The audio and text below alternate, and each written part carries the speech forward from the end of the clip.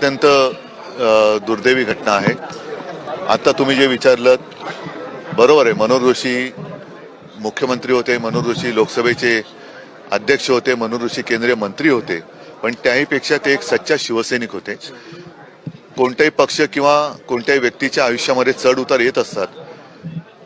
संकटाच्या काळामध्ये सुद्धा ते शिवसेना प्रमुखांसोबत राहिले, शिवसेनेसोबत निष्ठेने राहिले। एवढंच नव्हे तर ज्या वेळेला शिवसेना प्रमुखांना अटक झाली होती बेळगाव कारवारच्या सीमा आंदोलनाच्या वेळेला, तेव्हा शिवसेना प्रमुखांसोबत मनोहर जोशी आणि दत्ताजी साळवी सुद्धा होते।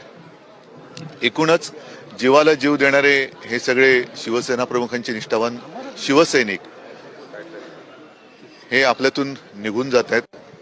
हे फार मोठं एक दुर्दैव आहे पूर्ण शिवसेनेच्या वतीने, शिवसेना परिवाराच्या वतीने आणि साहजिकच आहे ठाकरे कुटुंबियांच्या वतीने।